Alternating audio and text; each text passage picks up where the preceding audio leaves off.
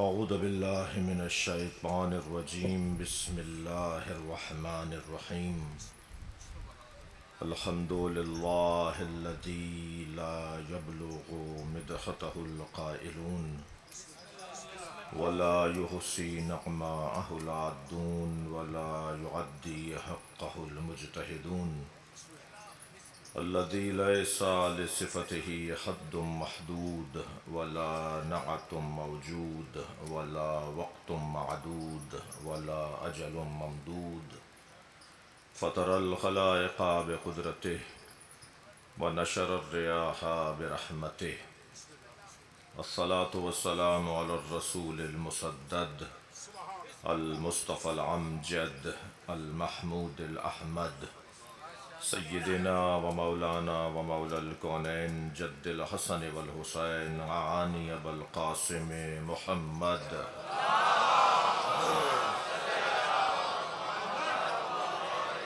وآله الطيبين الطاهرين المعصومين الذين قال الله إنما يريد الله ليذهب عنكم الرجس أهل البيت ويطهركم تطهيرا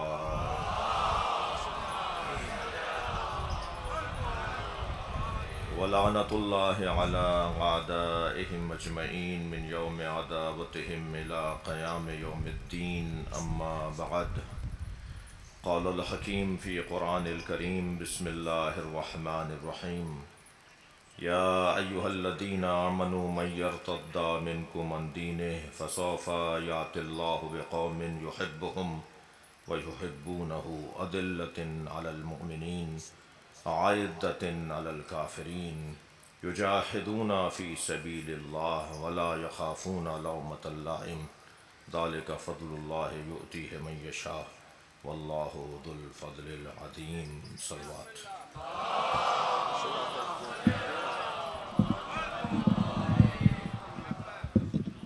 سورہ مبارکہ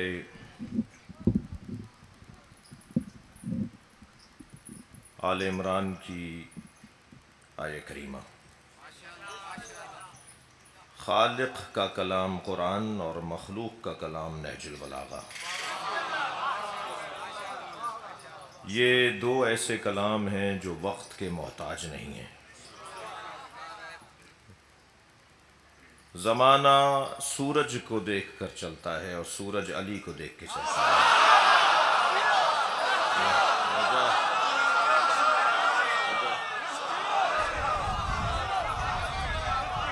علی کے خالق اللہ کا کلام اور اللہ کے مخلوق خاص علی کا کلام،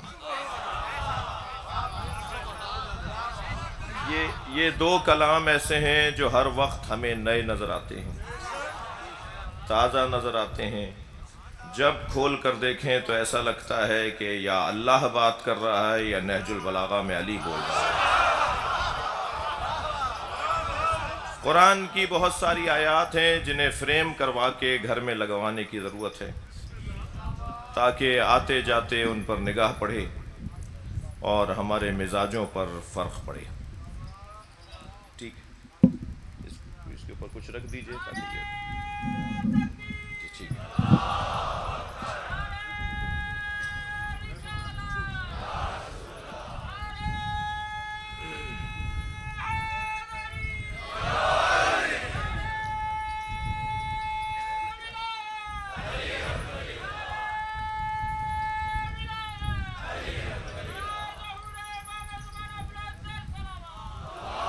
اللہم صلی علی محمد وعلی محمد۔ قرآن کی کچھ آیتیں ہیں جنہیں فریم کروا کے توغرا بنوا کے اپنے ڈرائنگ روموں میں، اپنے مہمان خانوں میں لگانے کی ضرورت ہے، اور مولا علی کا کوئی بہت سارے جملوں میں سے کوئی ایک جملہ فریم کروا کے لگوانے کی ضرورت ہے۔ دیکھیے، اسلام حلیوں کا نام نہیں ہے، رویوں کا نام ہے۔ خبردار، کپڑے دیکھ کر کسی سے متاثر ہونے والا شیعہ نہیں ہوتا۔ مہنگے کپڑے دیکھ کر، اونچی گاڑی دیکھ کر، مہنگا مکان دیکھ کر متاثر ہونے والا علی والا نہیں ہے۔ ویسے بھی میں اور آپ جہاں بیٹھے ہیں یہاں اینک تبدیل کروائی جاتی ہے، فرش عزا پر بیٹھنے والے کی دید تبدیل کروائی جاتی ہے۔ سرخ شیشوں کی اینک اگر لگا لیں تو شلجم بھی چقندر نظر آتا ہے۔ امام حسین ہمیں اپنی مجلس میں بلا کر ہماری دید بدلنا چاہتے ہیں۔ میں ایک جگہ سے گزر رہا تھا، راستے میں سانپ بیٹھا ہوا تھا، میرے بڑھتے ہوئے قدم رک گئے، میں سوچنے لگا یہ موذی ہے، حملہ کرے گا۔ ابھی کھڑا سوچ رہا تھا کہ مجھے کیا کرنا چاہیے، دور سے لوگوں نے مجھے دیکھ کر تبصرے شروع کیے، دیکھو مولانا کو بڑی شجاعت کی باتیں کرتے ہیں، سانپ سے ڈر رہے ہیں۔ اب میں سوچنے لگا ان کے چڑھانے میں آؤں یا عقل مندی کا ثبوت دوں۔ بہت سارے لوگ ایسے چڑھا کر غائب بھی ہو جاتے ہیں نا۔ تو ابھی میں کھڑا سوچ رہا تھا، یہ چھوٹا سا بچہ میرے برابر میں آ کے کھڑا ہوا، کہنے لگا مولانا یہ پلاسٹک کا سانپ ہے۔ جیسے ہی مجھے معلوم ہوا پلاسٹک کا سانپ ہے، میں نے اس پہ پیر رکھا، اسے کچلتا ہوا چلا گیا۔ معلوم یہ ہوا جب حقائق روشن ہو جاتے ہیں تو اقدامات بھی تبدیل ہو جاتے ہیں۔ ساری دنیا جس یزید سے ڈر رہی تھی، حسین اس کی حقیقت کو جانتے تھے۔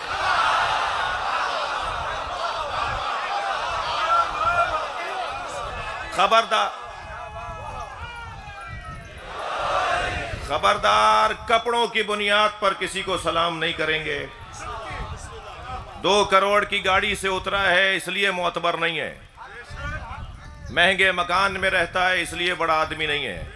ہمارے لیے بڑا وہ ہے جس کے دل میں علی بستا ہو۔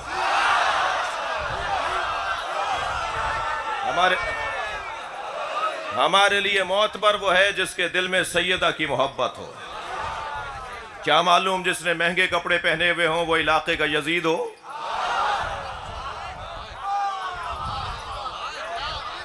اور کیا معلوم جس کا کالر ادھڑا ہوا ہو، بٹن ٹوٹا ہوا ہو، وہ اللہ کا ولی ہو۔ اللہ نے ویسے بھی اپنے ولیوں کو فقیروں میں چھپایا ہوا ہے۔ اللہ کے ولی اگر کہیں ملتے ہیں نا تو وہ فقیروں کے لباس میں ملتے ہیں۔ جی میں اچھی زندگی بھی گزارنا چاہتا ہوں اور اللہ سے ولایت بھی چاہتا ہوں، یہ دونوں خربوزے ہاتھوں میں نہیں آئیں گے۔ جی کسی ایک چیز کو چھوڑنا پڑے گا، یا میں قرب الہی لے لوں یا میں دنیا لے لوں۔ ویسے بھی علی کے چاہنے والوں کا مجمع ہے، سنی شیعہ مجمع ہے، میرے عزیز بیٹھے ہوئے ہیں۔ ہم اس وقت مجلس میں جوتیاں اتار کر بیٹھے ہیں، ہم مجلس میں جوتیاں پہن کر نہیں بیٹھتے۔ بولیے گردن ہلائیے، ایسا ہی ہے؟ ہم مسجد میں مجلس میں جوتیاں اتار کر فرش پر آتے ہیں۔ علی نے جوتیوں کا نام دنیا رکھا ہے۔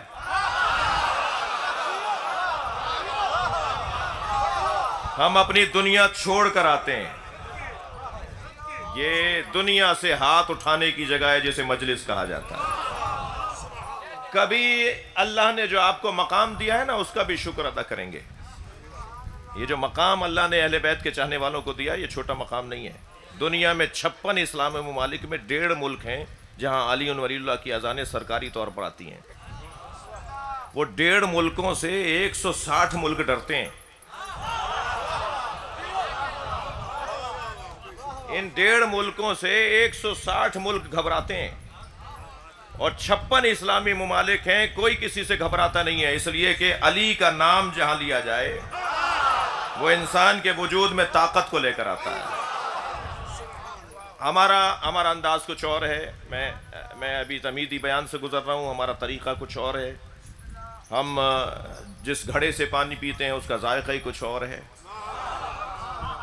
ہمارا طریقہ، ہمارا انداز، ہماری چال بتاتی ہے کہ کون جا رہا ہے، رویے بتاتے ہیں کہ یہ کون لوگ ہیں۔ جی انداز، ہم یہ جہاں بیٹھے ہیں، میں نے ایک جملہ کہا ہے، اس کو اپنے بچوں کے لیے بہتر کروں کہ یہ اینک بدلنے کی جگہ ہے، دید بدلنے کی جگہ ہے۔ یہاں بیٹھنے والا وہ دیکھتا ہے جو حسین دکھانا چاہتے ہیں۔ سرسری نگاہوں سے سطحی فیصلے لینے والا اہل بیت کا چاہنے والا نہیں ہوتا۔ جی دیکھیے، یہ ممبر میرے دم سے نہیں ہے، یہ مجلس میرے بھائی بانی یہ مجلس کی وجہ سے نہیں ہے۔ اور لفظ بہتر کروں، ہم سے مکتب نہیں ہے، ہم مکتب سے ہیں۔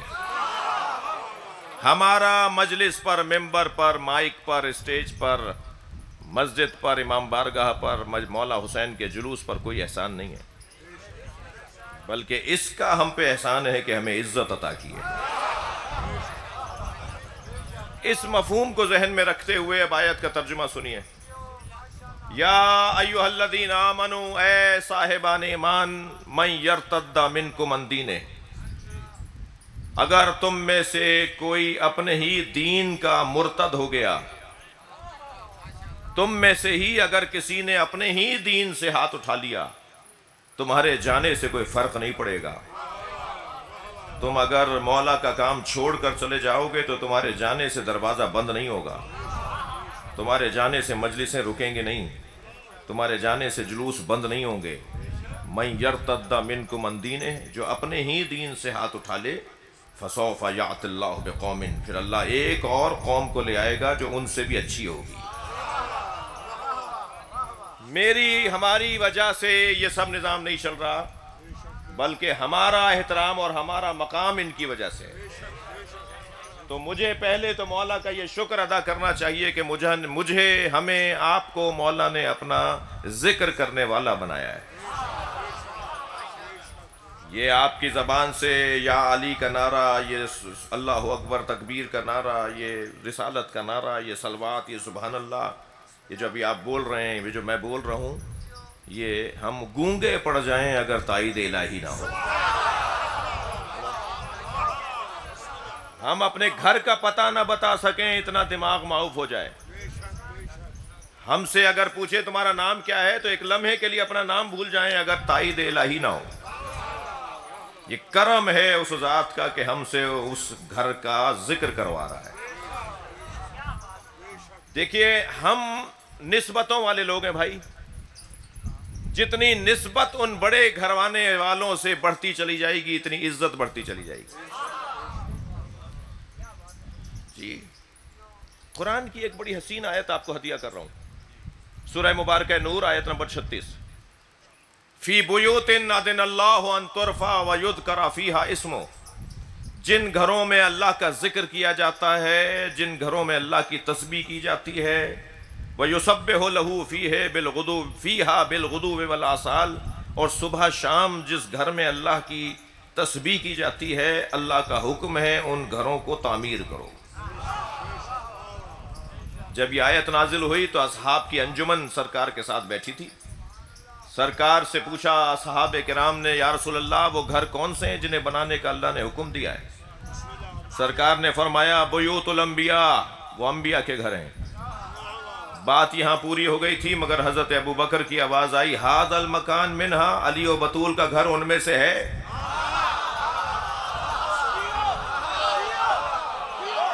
جیسے ہی حضرت ابو بکر نے سوال کیا یہ علی و بطول کا گھر ان میں سے ہے، کون سے گھر؟ نبی نے فرمایا انبیاء کے گھر ہیں جنہیں بنانے کا اللہ نے حکم دیا ہے۔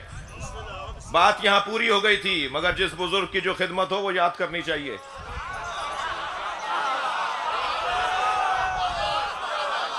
حضرت ابو بکر نے سوال کیا، ھذا المکان منہا، یہ علی و بطول کا گھر ان گھروں میں ہے؟ نبی نے فوراً فرمایا نعم من افضلھا، یہ ان سب سے افضل ہے۔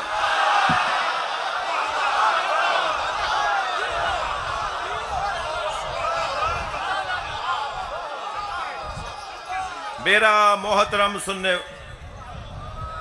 محترم سننے والوں کے ذریعے سے سوال ہے مسلمانوں سے، اگر اینٹوں پتھروں کا علی و بطول کا گھر انبیاء کے گھر سے افضل ہے تو علی و بطول انبیاء سے افضل کیوں نہیں ہوئے؟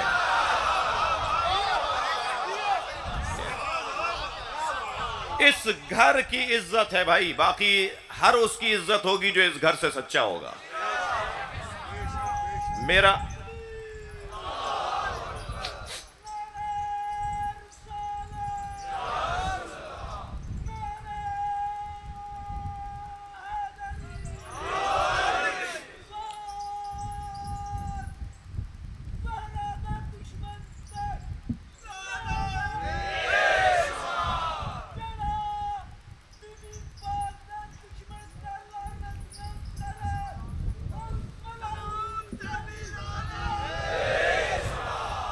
تھوڑا سا کلاس کو اونچا کیجئے، کلاس پڑھائیے اپنی. جو لعنت نہیں کر رہا اس پہ پہلے اسے سمجھائیے، ہو سکتا ہے کہ لعنت کرنے لگ جائے. جلدی جلدی جلدی جلدی لعنتیں نہیں کریں. صلوات پڑھیں ذرا محمد و آل محمد.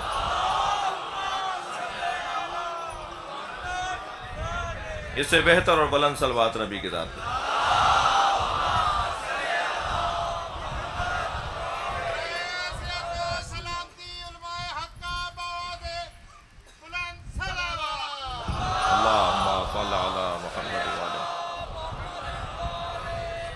توجہ میرے ساتھ ہے آپ حضرات کی.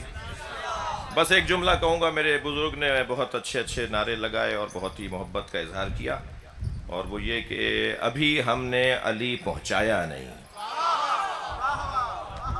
ہم نے علی مخالفوں تک علی مولا کا پیغام پہنچایا نہیں.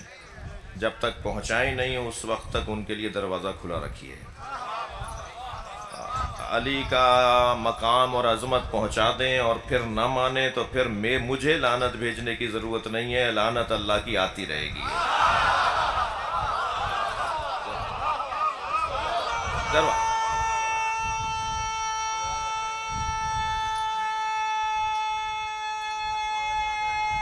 ماشاءاللہ توجہ کر لی. یا ایھا الذین آمنوا من یرتد منکم عن دینہ، اور جو اپنے دین سے مرتد ہو گیا، اگر کسی نے دین سے ہاتھ اٹھا بھی لیا، فسوف یأتی اللہ بقوم، تو پھر اللہ اس کی جگہ ایک اور قوم کو لے آئے گا. اس کے جانے سے کوئی فرق نہیں پڑے گا.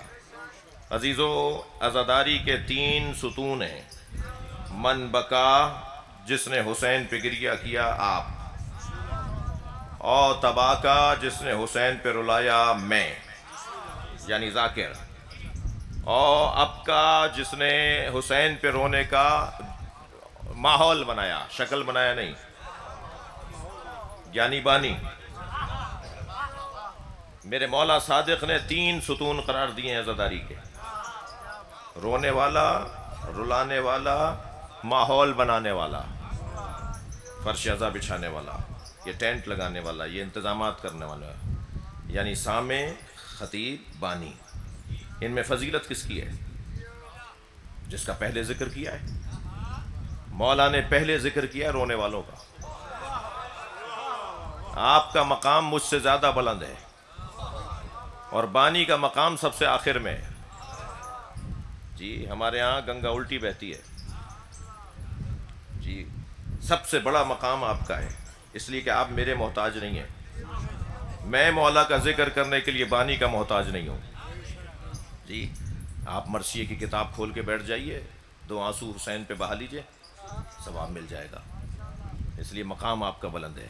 میں ظاہری طور پر اوپر بیٹھا ہوں، لیکن حقیقت میں بلند نہیں ہوں، اس لیے کہ اس جگہ پر آ کے اولیاء بیٹھتے ہیں.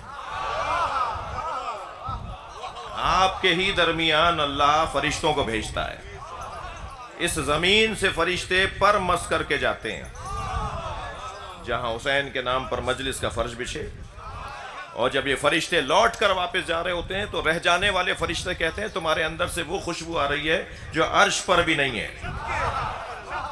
تو وہ کہتے ہیں کہ ہم زمین پر گئے تھے جہاں حسین کا ذکر ہو رہا تھا. تو کہتے ہیں ہمیں بھی لے جاؤ، ہم اپنے اندر وہ خوشبو لینا چاہتے ہیں. تو فرشتے کہتے ہیں انہم متفرقون، وہ اپنے گھروں کو چلے گئے، مجلس ہو گئی. تو کہتے ہیں ہمیں اس فرش سے مس ہونا ہے جہاں وہ بیٹھے ہوئے تھے. یہ کیوں؟ اس لیے کہ جو ذکر ہے وہ بہت بلند ہے. تو میری اور آپ کی حیثیت ہے اس ذکر کی وجہ سے. ہم نے اگر بے وفائی کی، ہم نے اگر دغا کیا، دھوکہ کیا، چیٹنگ کی، جی مولا سے ہی اگر ہم نے دھوکہ کیا، تھوڑی کڑوی باتیں کہوں گا بھائی، پہلے میں اپنی کہہ دیتا ہوں تاکہ آپ کو برا نہیں لگے. اگر میں نیاز لیتے وقت خدا نہ خواستہ بانی سے کہوں کہ کم ہے اور دو، تو پھر میں پھر قیامت میں بی بی سے کیا مانگوں گا؟ میری گزارش ہے اپنے محترم پڑھنے والوں سے کہ نیاز کو نیاز رکھو، نیاز کو تجارت نہ بناؤ.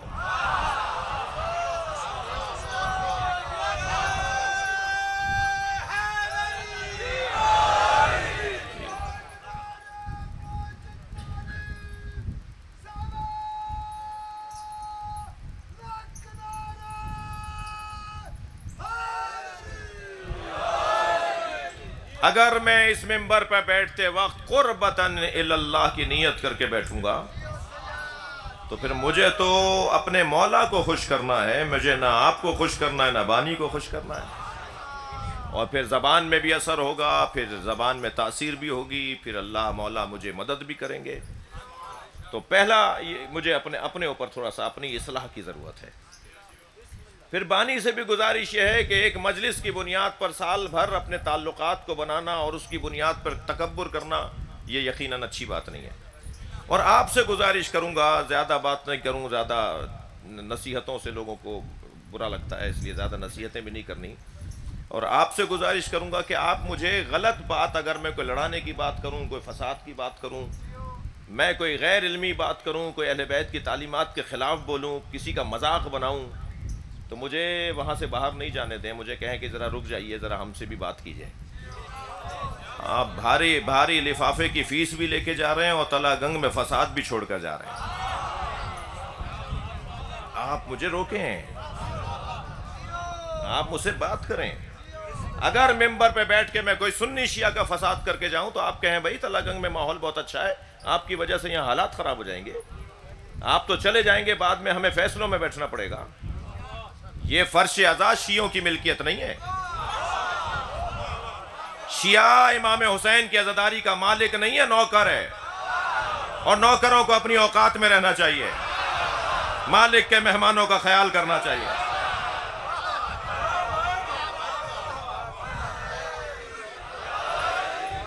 یہاں کوئی حق نہیں پہنچتا میرے بھائی کو یا مجلس میں بیٹھنے والوں کو کہ دروازے پر پوچھیں تم سنی ہو یا شیعہ۔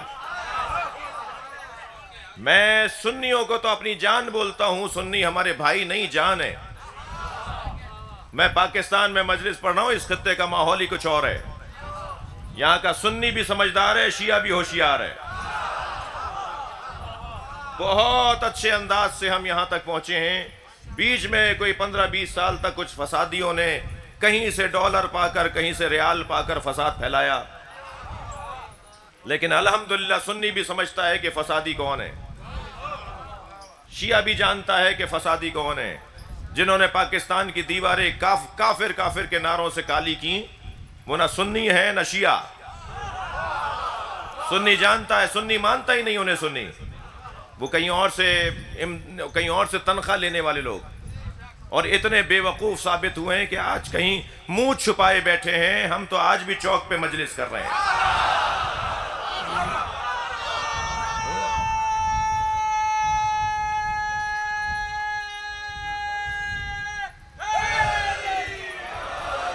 الحمدللہ بہت ہی باوقار اور بہت ہی اطمینان کے ساتھ قافلہ حسینی آگے بڑھ رہا ہے۔ اس مجلس میں مجھے تو یہ بھی حق نہیں ہے کہ میں یہ بھی پتہ کروں کہ کوئی ہندو تو نہیں آیا ہوا۔ ہر بیدار دماغ حسین حسین بولتا ہے، ہر زندہ ضمیر حسینی ہے۔ اللہ نے ہمیں فرقوں میں تو ویسے ہی تقسیم نہیں کیا، اللہ نے 2 نظریوں پر کائنات کو بنایا ہے۔ صرف قائد اعظم نے پاکستان 2 نظریوں پہ نہیں بنایا ہے، یہ پوری کائنات 2 نظریوں پہ چل رہی ہے۔ ایک کو یزیدیت کہتے ہیں، ایک کو حسینیت کہتے ہیں، ایک کو شجرہ طیبہ کہتے ہیں، ایک کو شجرہ خبیثہ کہتے ہیں، ایک کو آیات محکمات کہتے ہیں اور ایک کو آیات متشابہات کہتے ہیں۔ یہ قرآنی زبان میں 2 ہی نظریے ہیں جو اللہ نے بنائے۔ لیکن خبردار، اگر کوئی ہاتھ باندھ کے نماز پڑھ رہا ہے تو میں اس سے نفرت کرنے لگوں، سجدگاہ نہیں رکھ رہا میں اس سے نفرت کروں؟ ہاں، اسے سمجھاؤں ضرور کہ علی نے نماز کیسے پڑھی، ہاں میں اسے پیغام ضرور دوں کہ حسین نے نماز کیسے پڑھی۔ لیکن اگر کوئی ہاتھ باندھ کے نماز پڑھ رہا ہے اور اس سے میری بات ہی نہیں ہوئی ہو اور میں اس سے نفرت کرنے لگوں، یہ کافی نہیں ہے۔ اہل بیت کے فضائل میں جتنا کام اہل سنت نے کیا ہے وہ کوئی شیعوں سے کم نہیں ہے۔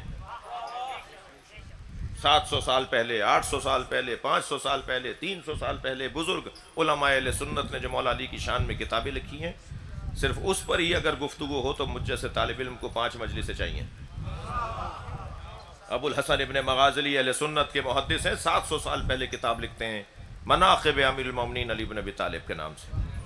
اس کے مقدمے میں لکھتے ہیں کہ میں علی کے فضائل اس لیے نہیں لکھ رہا کہ میں شیعہ ہوں، بلکہ میں علی کے فضائل اس لیے لکھ رہا ہوں کہ نبی کی حدیث ہے، جس نے علی کی ایک فضیلت لکھی اس کے 1000 گناہ معاف۔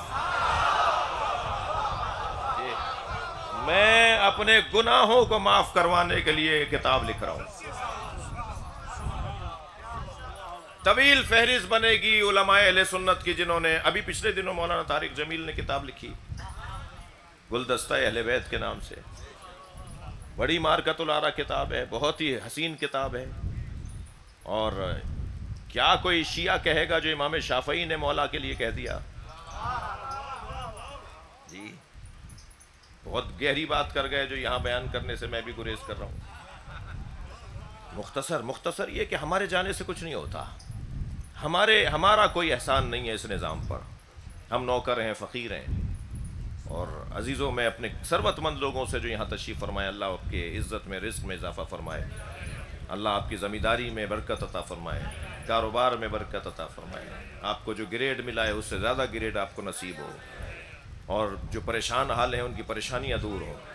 مگر میرے عزیزوں، مجھے وہ پیسے والا شیعہ عجیب سا لگتا ہے کہ جو نوکروں سے نیاز بنواتا ہے، نوکروں سے فرش عزا بچھواتا ہے، نوکروں سے ٹینٹ لگواتا ہے، خود کرسی ڈال کر حکم چلا رہا ہوتا ہے کہ ایسے کرو ویسے کرو۔ نوکر تو بڑا سیانہ ہے، تنخواہ بھی لے گا، حسین سے شاباش بھی لے گا۔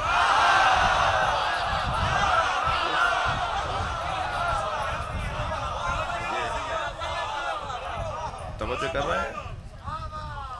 کمال تو یہ ہے کہ پیسہ بڑھتا جائے اور بارگاہ حسینی میں عاجزی بڑھتی چلی جائے۔ میرا گریڈ جب مثلاً 16 تھا تو میں صرف فرش بچھاتا تھا، اب میرا گریڈ مثلاً 18 ہو گیا ہے تو اب میں جوتیاں بھی سیدھی کرتا ہوں۔ تب کمال ہے۔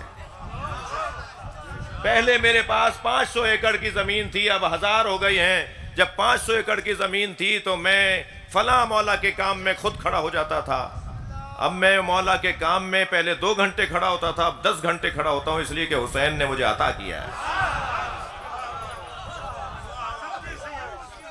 دور تبدیل ہو رہا ہے، کوئی بات کسی کی چھپی ہوئی نہیں ہے، اور یہی نصیحت، یہی گزارش، یہی عاجزی سے ہاتھ جوڑ کر التجا کرتا ہوں ذاکرین اور خطبہ سے کہ کوئی بات مائک پر اور ممبر پہ ایسی نہ کہو کہ جسے بعد میں سنبھال نہ سکو، وہ بات کرو جو بعد میں سنبھال سکو۔ یہاں میرے ہاتھ میں مائک آ گیا، میں جو چاہے دل میں بول دوں اور نیچے اتر کر مجھ سے سنبھالا نہ جائے، یہ وہ اچھی بات نہیں ہے۔ صاحبان ثروت اور افسران کے بارے میں بھی ایک جملہ کہوں گا۔ مجھے وہ سنی بہت اچھا لگتا ہے جو لاکھوں شیعوں میں ہاتھ باندھ کے نماز پڑھتا ہے، کربلا میں، نجف میں، مشہد میں، امام رضا کے حرم میں لاکھوں شیعہ نماز پڑھ رہے ہیں، 8 10 20 50 ہمیں ہاتھ باندھے ہوئے بھی نظر آتے ہیں۔ مجھے وہ سنی بہت اچھا لگتا ہے کہ وہ ہاتھ باندھ کے نماز پڑھ رہا ہے، وہ 2 پیغام دے رہا ہوتا ہے، اپنے عمل سے 2 پیغام دے رہا ہوتا ہے۔ ایک پیغام یہ دیتا ہے جو دین میں نے سمجھا ہے اس پہ عمل کرنے کی جرت بھی رکھتا ہوں۔ دوسرا پیغام وہ یہ دے رہا ہوتا ہے، خبردار لاکھوں شیعوں میں بھی ہاتھ باندھ کے نماز پڑھ لینا، شیعوں سے ڈرنا نہیں، یہ مارتے نہیں ہیں۔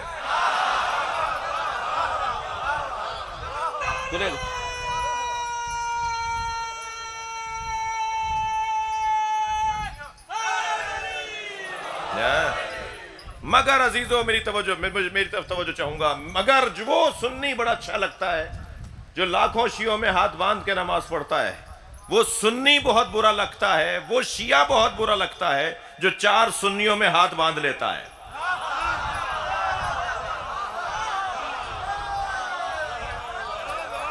خاندانی شیعہ ہیں، 4 سنی دوستوں میں کھڑے ہوئے ہاتھ باندھ لیے، تمہارے ہاتھ باندھنے سے تم سنی ہو جاؤ گے؟ سب کو پتا ہے تم شیعہ ہو، جن کی خاطر ہاتھ باندھ رہے ہو وہ بھی تمہارے نہیں رہیں گے، مولا بھی تمہارے نہیں رہیں گے۔ جرت کرو، حوصلہ کرو، ہمت کرو۔ میرا سوال ہے ان پیسے والے شیعوں سے اور ان افسران شیعوں سے، افسر شیعوں سے، کہ تم اپنا مذہب چھپا کر کیا چاہتے ہو؟ کیا شرمندہ ہو علی مولا کو مولا مانتے ہو؟ سینہ چوڑا کہہ کے کہو علی کو خلیفہ بلا فصل مانتا ہو۔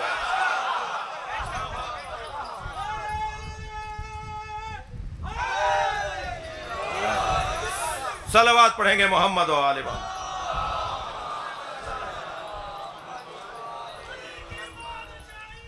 माशाअल्लाह,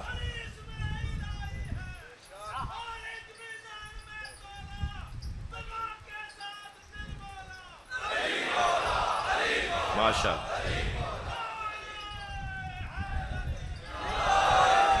मैं पाकिस्तान की रियासती इदारों से भी मुखातिब हूं। सिर्फ पाकिस्तान में मुल्ला मौलवियों के माइंड सेट का मसला नहीं है,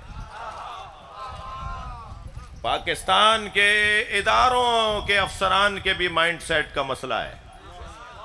जब उनके सामने कोई नाम आता है जिसमें अहले बैत का नाम हो, नाम पुकार के बता रहा हो कि ये शिया है, तो क्या सर पे कुरान रख के कसम खा के बताओ तुम उसको नजरअंदाज नहीं करते हो?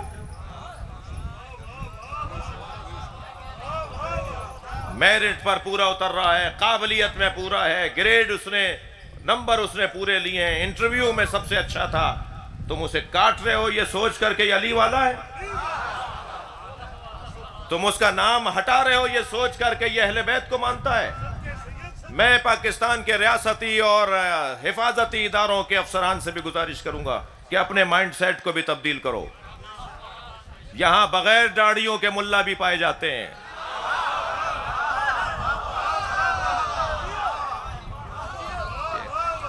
ये बगैर दाढ़ियों के मुल्लाओं से मुखातिब हूं। अपने आप को, अपने तरीकों को बदलो, इसलिए कि तुम्हें मरना है और सामना अली का होगा।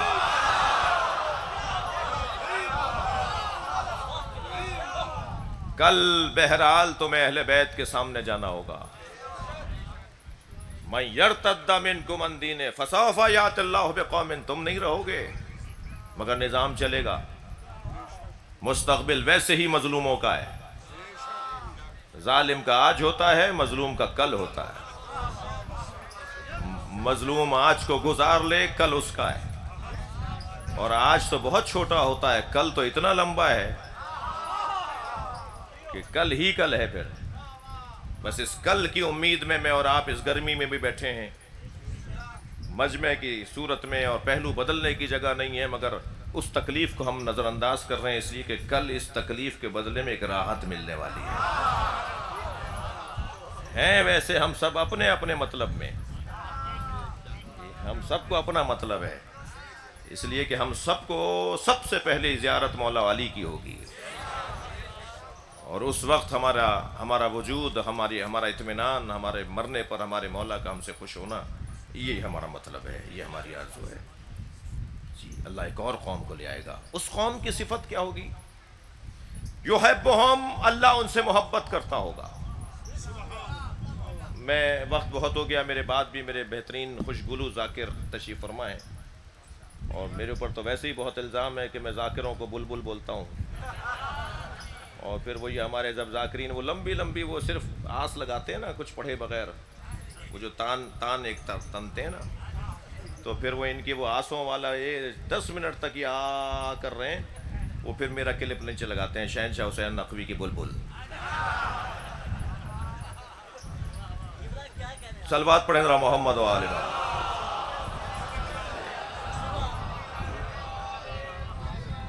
तो मेरा जो मतलब था वो मतलब वाज़ेह है कि इन ज़ाकिरों ने उस वक्त ज़िक्र अहले बैत को आम किया जब नसरी ख़तीब नहीं थे। एक हिस्ट्री है इनकी, एक तारीख़ है।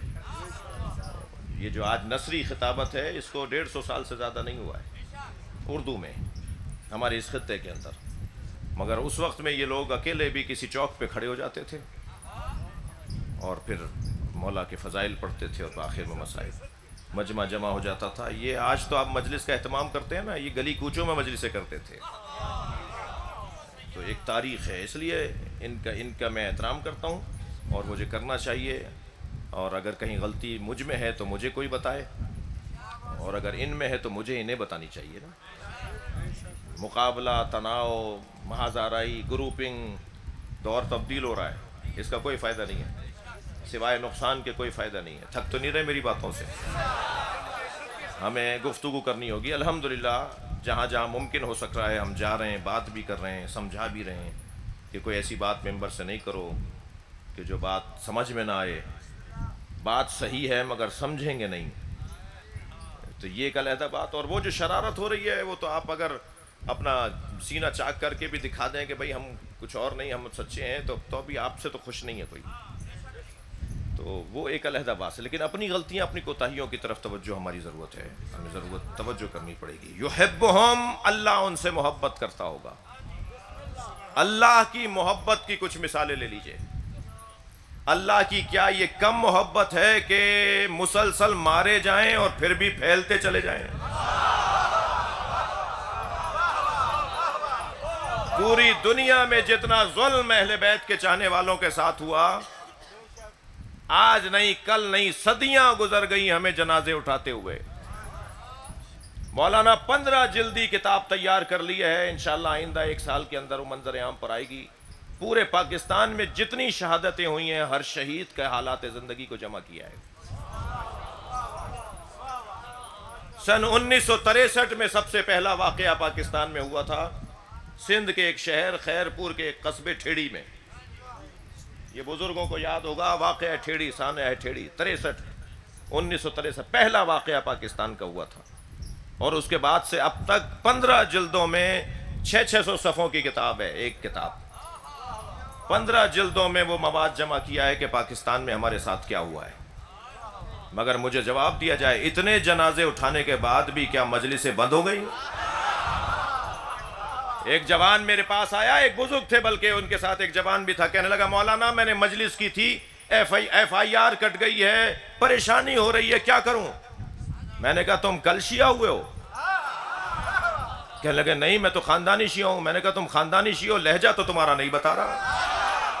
مولا حسین کے نام پہ ایف آئی آر کٹے تو اسے گلے میں ہار بنا کے پھرو. مولا کا شکر ادا کرو کہ رجسٹرڈ مولائی ہو گئے ہو.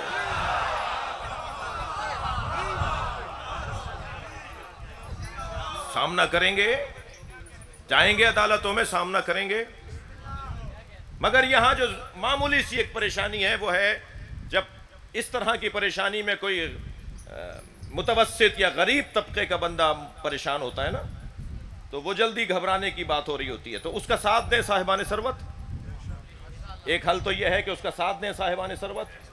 خفا تو نہیں ہو رہے میری باتوں سے آپ؟ ایک حل یہ ہے کہ اس ٹھیلے لگانے والے نے، اس ککڑی بیچنے والے نے، اس موچی نے مجلس کی تھی اور اس پہ ایف آئی آر کٹ گئی اور وہ پریشان ہو رہا ہے. تو پریشان کیوں ہو رہا ہے؟ صاحبان ثروت پیسہ خرچ کریں،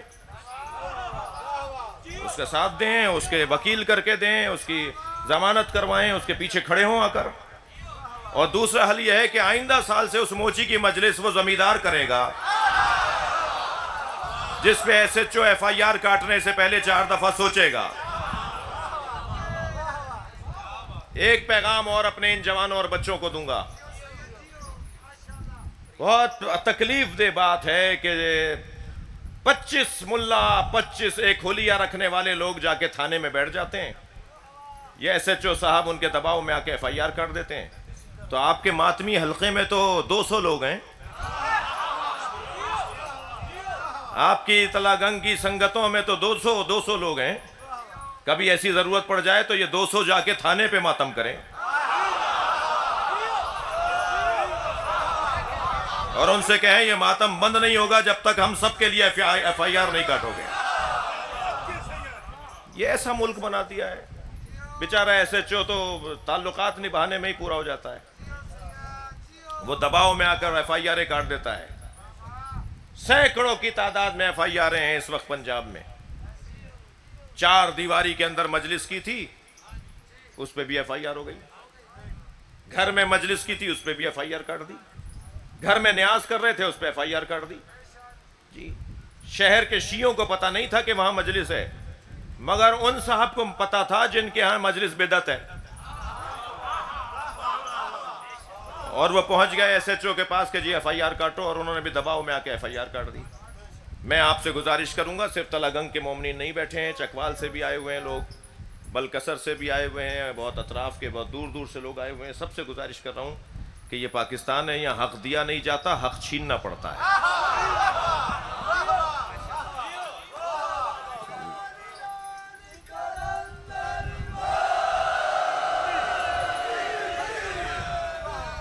توجہ کر رہے ہیں آپ؟ بہت زیادہ آپ کو اس طرح کی کیفیات سے نہیں گزارنا چاہتا. اتنا عرض کر رہا ہوں کہ یحبہم، اللہ ان سے محبت کرتا ہے، اور اللہ کی محبت کا ایک نتیجہ یہ ہے کہ دنیا آپ کو کچا کھانا چاہتی ہو مگر آپ معاشرے میں آبرو کے ساتھ زندہ رہیں. یہ اللہ کی محبت کا نتیجہ ہے.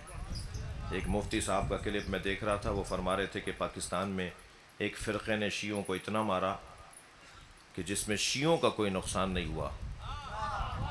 ہزاروں جنازے شیعوں نے اٹھائے مگر نقصان ان کا نہیں ہوا، اس لیے کہ 70 سال پہلے آسٹریلیا میں امام بارگاہ نہیں تھے، کینیڈا میں امام بارگاہ نہیں تھے، امریکہ میں جلوس نہیں نکلتا تھا. تم نے پاکستان میں انہیں اتنا مارا، یہ پوری دنیا میں پھیل گئے. اب ہر جگہ حسین کا ذکر ہو رہا ہے. واہ.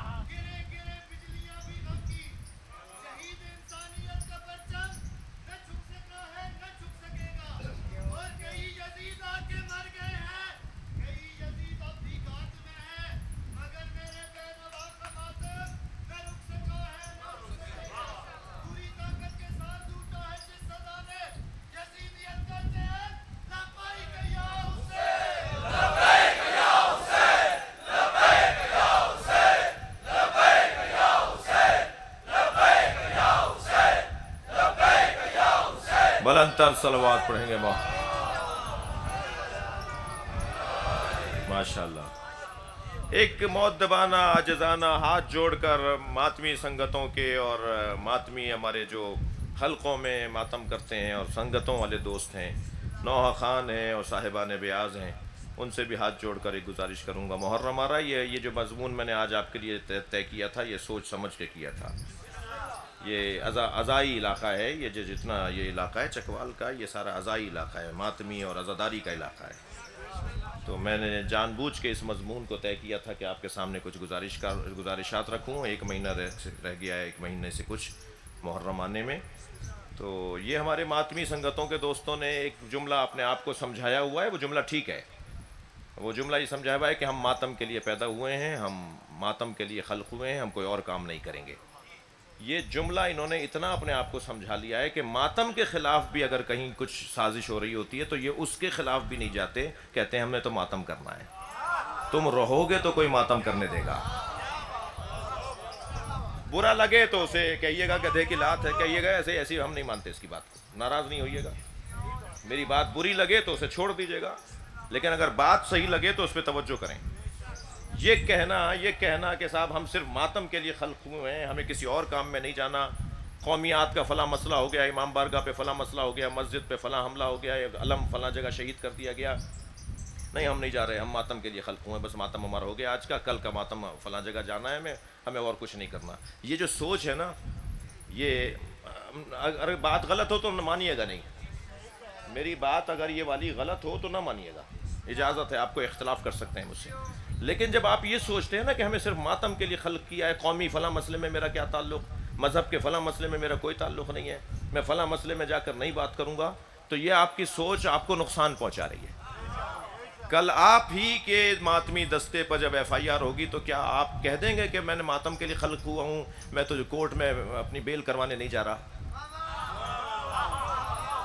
میں کوئی وکیل نہیں کروں گا، میں تو ماتم. بھائی آپ ماتم سے متعلق جو مسئلے ہیں نا ان میں اپنا تعلق دکھائیں نا. یہ کیسے ہو سکتا ہے کہ ماتم کے خلاف کوئی کام ہوا اور آپ کہہ لیں ماتم کے میں علاوہ کوئی کام نہیں کروں گا.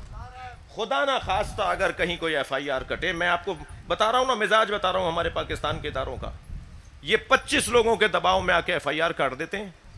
تو آپ کے پاس تو 200 ماتمی ہیں، چلے جائیے تھانے پہ بیٹھ جائیے، ہم اٹھیں گے ہی نہیں جب تک اس کے خلاف FIR نہیں کٹے گی.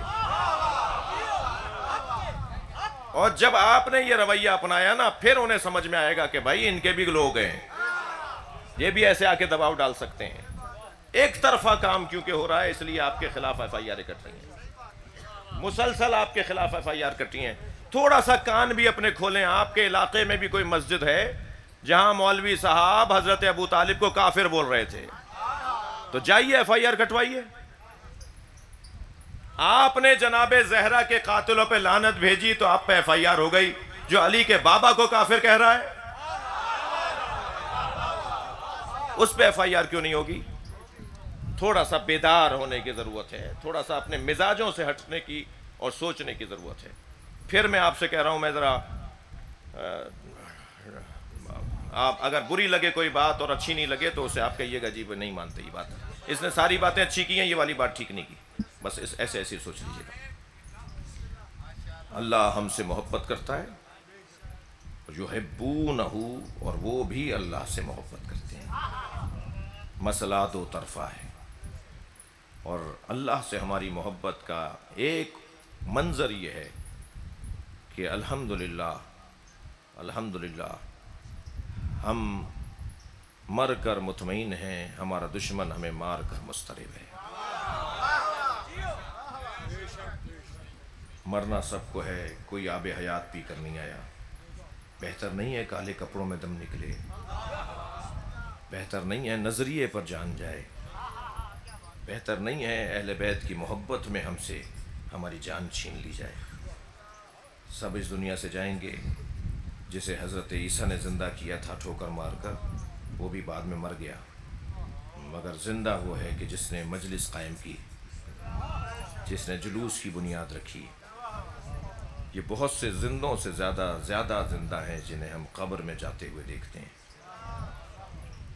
کل قیامت میں مولا علی کا سامنا ہے، کل قیامت میں سیدہ زہرا کا سامنا ہے۔ اتنا بڑا مجمع بیٹھا ہے، یہ سب حسین کے عزاداروں اور غمگساروں کا مجمع ہے۔ اس کا 10واں حصہ بھی کربلا میں ہوتا تو کوئی سکینہ کو تماچا نہ مارتا۔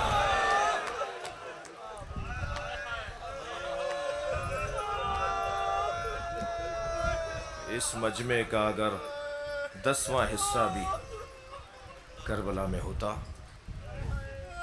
تو کوئی حسین کو گھوڑے سے نہ گراتا۔ میرے عزیزو، چلیے اپنے ذہنوں کو ذرا کربلا لے چلیے۔ وہاں حسین لاشوں پہ لاشیں اٹھا رہے ہیں، حتیٰ غلاموں کے لاشیں بھی حسین کسی اور کو اٹھانے نہیں دے رہے۔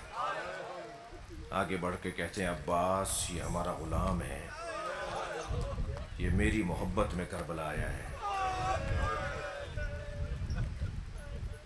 حبیب آئے تو آگے بڑھ کر کہا میرا بچپن کا دوست آ گیا۔ حتیٰ برابر کے دوستوں کے لاشیں حسین نے اٹھائے، مگر عزادارو 4 لاشوں پہ حسین بہت روئے۔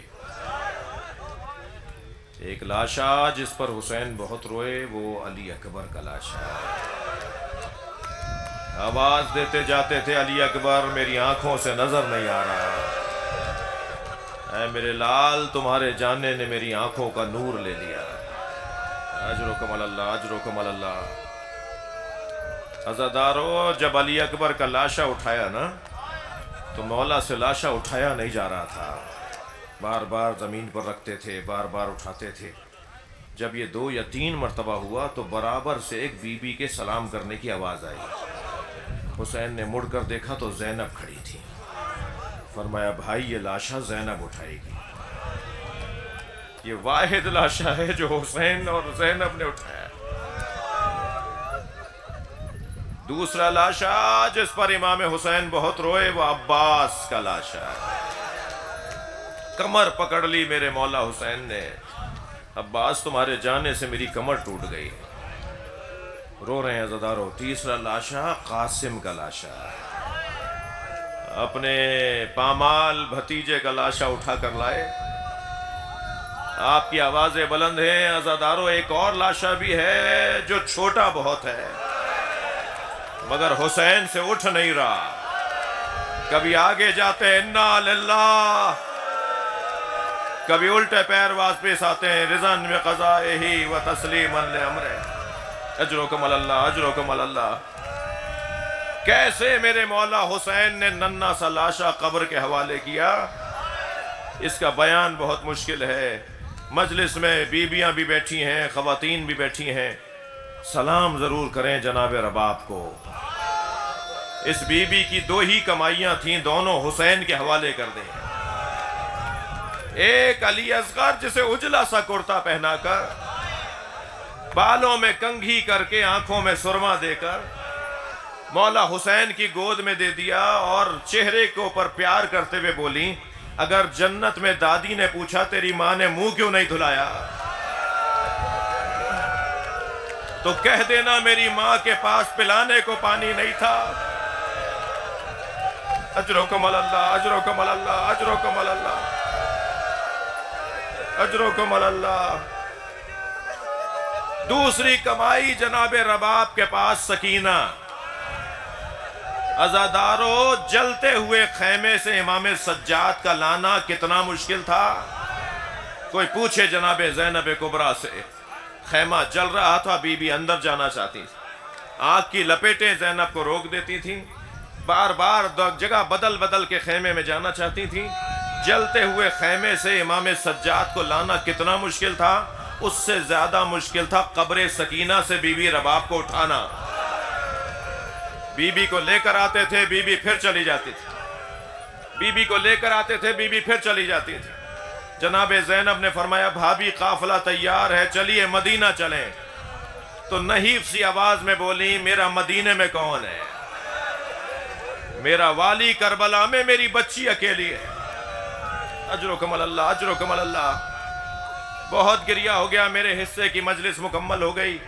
اب کربلا میں حسین اکیلے ہیں، ہزاروں کا لشکر ہے، ہزاروں کا لشکر ہے، کم سے کم 30,000 سپاہیوں کا لشکر۔ حسین کربلا میں اکیلے، 6 مہینے کے سفر پر گیا ہوا تھا، 6 مہینے بعد لوٹا ہے مسافر، نام عبداللہ ابن عفیف ازدی ہے۔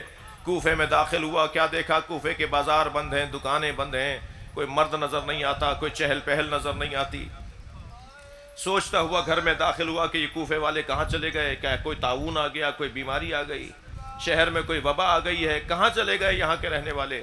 گھر میں داخل ہوا تو بیٹی نے بڑھ کر استقبال کیا، بیٹی سے پوچھا بیٹا بتاؤ یہ کوفے والے کہاں ہیں، سناٹا ہے، کوفے میں کوئی نظر نہیں آ رہا۔ کہ بابا جلدی کیجئے، دوبارہ گھوڑا تیار کیجئے، کچھ فاصلے پر ایک بیابان ہے جسے کرب و بلا کہتے ہیں، وہاں ایک باغی نے خروج کیا ہے اور حاکم کا اعلان یہ ہے کہ اسے اگر کوئی کوفے سے مارنے نہ گیا تو اسے سزا دی جائے گی۔ بابا کہیں مخبری نہ ہو جائے کہ آپ گھر میں تھے، آپ کو گرفتار نہ کر لیا جائے، جلدی جائیے، جان بچائیے، جا کر اس باغی پر تلوار چلائیے۔ عبداللہ کہتا ہے میں نے بیٹی سے پوچھا اس باغی کا نام کیا ہے، کہنے لگے نام نہیں بتا رہے، بس حکم یہ ہے کہ باغی کو مارنا ہے۔ بہت سارے لوگ چلے گئے ہیں جنہیں پتہ بھی نہیں ہے کہ کسے مارنے جا رہے ہیں۔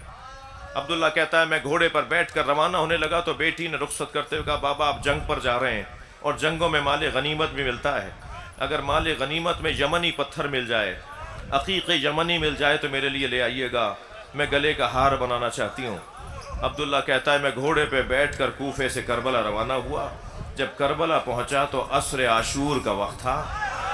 میں نے بڑا عجیب منظر دیکھا، ہزاروں کا لشکر ہے جو ایک شخص کو مارنا چاہتا ہے، جو زخمی بھی ہو چکا ہے، جس کے بچے بھی مارے جا چکے ہیں، اس کا امامہ کھل کے اس کی گردن میں آ گیا ہے، اس کے بدن پہ جگہ جگہ سے زخم لگے ہوئے ہیں، مگر اس کا جلال ایسا ہے وہ جہاں گھوڑا موڑتا ہے فوجیں بھاگنے لگتی ہیں۔ میں بھاگتے ہوئے ایک سپاہی سے پوچھا تم ایک آدمی سے ڈرتے کیوں ہو، تم تو اتنی بڑی تعداد میں ہو، یہ ایک ہے، تم اس سے ڈرتے کیوں ہو؟ تو وہ بھاگتے ہوئے کہنے لگا گھبراؤ، سنبھلو، بچاؤ، بھاگو، اس کے ایک بھائی کا نام عباس تھا۔ عبداللہ کہتا ہے پھر مجھے سمجھ میں نہیں آیا آخر یہ کون ہے، مجھے بس اتنا پتا تھا کہ میں اس کو مار دوں تو جنگ ختم ہو جائے گی۔ کہتا ہے میں نے اپنا گھوڑا ان کے گھوڑے کے قریب لانا شروع کیا، آہستہ آہستہ قریب آ گیا، اتنا فاصلہ رہ گیا تھا کہ میرا گھوڑا ایک جست لگائے اور میں ان پہ تلوار مار کر ان کو ختم کر دوں۔ کہتا ہے میں نے تلوار نکال کر ان پر تلوار اٹھانا چاہی تو انہوں نے مڑ کر دیکھا اور کہا عبداللہ قریب آؤ۔ عبداللہ کہتا ہے میرے ہاتھ پیر کانپنے لگے، یہ کون ہے؟ میں ڈر کر رکا تو پھر آواز آئی عبداللہ قریب آؤ۔ میں گھبرانے لگا تو انہوں نے ہاتھ سے انگوٹھی اتاری اور کہا یہ عقیق یمنی ہے، اپنی بیٹی کو جا کے دینا اور کہنا میں باغی نہیں ہوں، میں نبی کا نواسا حسین۔ عبداللہ قدموں میں گر گیا، مولا آپ عبداللہ واپس چلے جاؤ، کچھ دنوں بعد میری زینب آئے گی۔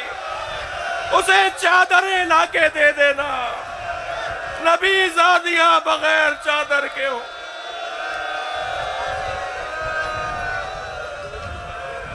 لعنت اللہ علی قوم الظالمین فسیعلم الذین ظلموا ای منقلب ینقلبون۔ آگے بڑھ کے کہتے ہیں عباس یہ ہمارا غلام ہے، یہ میری محبت میں کربلا آیا ہے۔ حبیب آئے تو آگے بڑھ کر کہا میرا بچپن کا دوست آ گیا۔ حتیٰ برابر کے دوستوں کے لاشیں حسین نے اٹھائے، مگر عزادارو 4 لاشوں پہ حسین بہت روئے۔ ایک لاشا جس پر حسین بہت روئے وہ علی اکبر کا لاشا۔ آواز دیتے جاتے تھے علی اکبر میری آنکھوں سے نظر نہیں آ رہا، اے میرے لال تمہارے جانے نے میری آنکھوں کا نور لے لیا۔ اجرکم اللہ، اجرکم اللہ۔ عزادارو جب علی اکبر کا لاشا اٹھایا نا تو مولا سے لاشا اٹھایا نہیں جا رہا تھا، بار بار زمین پر رکھتے تھے، بار بار اٹھاتے تھے۔ جب یہ 2 یا 3 مرتبہ ہوا تو برابر سے ایک بی بی کے سلام کرنے کی آواز آئی۔ حسین نے مڑ کر دیکھا تو زینب کھڑی تھی۔ فرمایا بھائی یہ لاشا زینب اٹھائے گی، یہ واحد لاشا ہے جو حسین اور زینب نے اٹھایا۔ دوسرا لاشا جس پر امام حسین بہت روئے وہ عباس کا لاشا۔ کمر پکڑ لی میرے مولا حسین نے، عباس تمہارے جانے سے میری کمر ٹوٹ گئی، رو رہے ہیں عزادارو۔ تیسرا لاشا قاسم کا لاشا، اپنے پامال بھتیجے کا لاشا اٹھا کر لائے۔ آپ کی آوازیں بلند ہیں عزادارو، ایک اور لاشا بھی ہے جو چھوٹا بہت ہے مگر حسین سے اٹھ نہیں رہا۔ کبھی آگے جاتے ہیں انا للہ، کبھی الٹے پیر واپس آتے ہیں رضاً بقضائہ و تسلیما لامرہ۔ اجرکم اللہ، اجرکم اللہ۔ کیسے میرے مولا حسین نے ننھا سا لاشا قبر کے حوالے کیا، اس کا بیان بہت مشکل ہے۔ مجلس میں بیویاں بھی بیٹھی ہیں، خواتین بھی بیٹھی ہیں، سلام ضرور کریں جناب رباب کو۔ اس بی بی کی 2 ہی کمائیاں تھیں، دونوں حسین کے حوالے کر دیں۔ ایک علی اصغر جسے اجلا سا کرتا پہنا کر، بالوں میں کنگھی کر کے، آنکھوں میں سرما دے کر مولا حسین کی گود میں دے دیا اور چہرے کے اوپر پیار کرتے ہوئے بولی اگر جنت میں دادی نے پوچھا تیری ماں نے منہ کیوں نہیں دھلایا تو کہہ دینا میری ماں کے پاس پلانے کو پانی نہیں تھا۔ اجرکم اللہ، اجرکم اللہ، اجرکم اللہ، اجرکم اللہ۔ دوسری کمائی جناب رباب کے پاس سکینہ۔ عزادارو جلتے ہوئے خیمے سے امام سجاد کا لانا کتنا مشکل تھا، کوئی پوچھے جناب زینب کبریٰ سے۔ خیمہ جل رہا تھا، بی بی اندر جانا چاہتی تھی، آگ کی لپیٹیں زینب کو روک دیتی تھیں، بار بار جگہ بدل بدل کے خیمے میں جانا چاہتی تھیں۔ جلتے ہوئے خیمے سے امام سجاد کو لانا کتنا مشکل تھا، اس سے زیادہ مشکل تھا قبر سکینہ سے بی بی رباب کو اٹھانا۔ بی بی کو لے کر آتے تھے، بی بی پھر چلی جاتی تھی، بی بی کو لے کر آتے تھے، بی بی پھر چلی جاتی تھی۔ جناب زینب نے فرمایا بھابی قافلہ تیار ہے، چلیے مدینہ چلیں۔ تو نحیف سی آواز میں بولی میرا مدینے میں کون ہے، میرا والی کربلا میں میری بچی اکیلی ہے۔ اجرکم اللہ، اجرکم اللہ۔ بہت گریہ ہو گیا، میرے حصے کی مجلس مکمل ہو گئی، اب کربلا میں حسین اکیلے ہیں، ہزاروں کا لشکر ہے، ہزاروں کا لشکر ہے، کم سے کم 30,000 سپاہیوں کا لشکر۔ حسین کربلا میں اکیلے، 6 مہینے کے سفر پر گیا ہوا تھا، 6 مہینے بعد لوٹا ہے مسافر، نام عبداللہ ابن عفیف ازدی ہے۔ کوفے میں داخل ہوا، کیا دیکھا کوفے کے بازار بند ہیں، دکانیں بند ہیں، کوئی مرد نظر نہیں آتا، کوئی چہل پہل نظر نہیں آتی۔ سوچتا ہوا گھر میں داخل ہوا کہ یہ کوفے والے کہاں چلے گئے، کیا کوئی طاعون آ گیا، کوئی بیماری آ گئی، شہر میں کوئی وبا آ گئی ہے، کہاں چلے گئے یہاں کے رہنے والے۔ گھر میں داخل ہوا تو بیٹی نے بڑھ کر استقبال کیا. بیٹی سے پوچھا بیٹا بتاؤ یہ کوفے والے کہاں ہیں؟ سناٹا ہے کوفے میں، کوئی نظر نہیں آ رہا.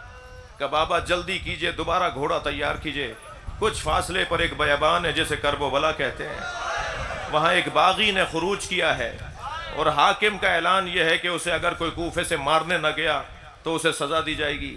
بابا کہیں مخبری نہ ہو جائے کہ آپ گھر میں تھے، آپ کو گرفتار نہ کر لیا جائے، جلدی جائیے، جان بچائیے، جا کر اس باغی پر تلوار چلائیے. عبداللہ کہتا ہے میں نے بیٹی سے پوچھا اس باغی کا نام کیا ہے؟ کہنے لگے نام نہیں بتا رہے، بس حکم یہ ہے کہ باغی کو مارنا ہے. بہت سارے لوگ چلے گئے ہیں جنہیں پتہ بھی نہیں ہے کہ کسے مارنے جا رہے ہیں. عبداللہ کہتا ہے میں گھوڑے پر بیٹھ کر روانہ ہونے لگا تو بیٹی نے رخصت کرتے ہوئے کہا بابا آپ جنگ پر جا رہے ہیں اور جنگوں میں مال غنیمت بھی ملتا ہے، اگر مال غنیمت میں یمنی پتھر مل جائے، عقیق یمنی مل جائے تو میرے لیے لے آئیے گا، میں گلے کا ہار بنانا چاہتی ہوں. عبداللہ کہتا ہے میں گھوڑے پہ بیٹھ کر کوفے سے کربلا روانہ ہوا. جب کربلا پہنچا تو عصر عاشور کا وقت تھا. میں نے بڑا عجیب منظر دیکھا، ہزاروں کا لشکر ہے جو ایک شخص کو مارنا چاہتا ہے، جو زخمی بھی ہو چکا ہے، جس کے بچے بھی مارے جا چکے ہیں، اس کا امامہ کھل کے اس کی گردن میں آ گیا ہے، اس کے بدن پہ جگہ جگہ سے زخم لگے ہوئے ہیں، مگر اس کا جلال ایسا ہے وہ جہاں گھوڑا موڑتا ہے فوجیں بھاگنے لگتی ہیں. میں بھاگتے ہوئے ایک سپاہی سے پوچھا تم ایک آدمی سے ڈرتے کیوں ہو؟ تم تو اتنی بڑی تعداد میں ہو، یہ ایک ہے، تم اس سے ڈرتے کیوں ہو؟ تو وہ بھاگتے ہوئے کہنے لگا گھبراؤ، سنبھلو، بچاؤ، بھاگو. اس کے ایک بھائی کا نام عباس تھا. عبداللہ کہتا ہے پھر مجھے سمجھ میں نہیں آیا آخر یہ کون ہے. مجھے بس اتنا پتا تھا کہ میں اس کو مار دوں تو جنگ ختم ہو جائے گی. کہتا ہے میں نے اپنا گھوڑا ان کے گھوڑے کے قریب لانا شروع کیا، آہستہ آہستہ قریب آ گیا. اتنا فاصلہ رہ گیا تھا کہ میرا گھوڑا ایک جست لگائے اور میں ان پہ تلوار مار کر ان کو ختم کر دوں. کہتا ہے میں نے تلوار نکال کر ان پر تلوار اٹھانا چاہی تو انہوں نے مڑ کر دیکھا اور کہا عبداللہ قریب آؤ.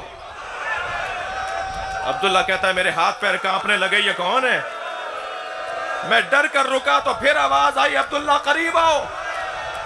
میں گھبرانے لگا تو انہوں نے ہاتھ سے انگوٹھی اتاری اور کہا یہ عقیق یمنی ہے، اپنی بیٹی کو جا کے دینا اور کہنا میں باغی نہیں ہوں، میں نبی کا نواسا حسین.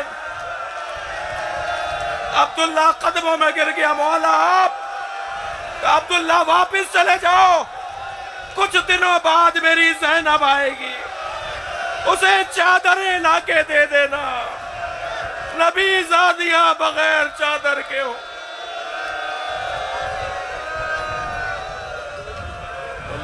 لعنت اللہ علی قوم الظالمین فسیعلم الذین ظلموا ای منقلب ینقلبون.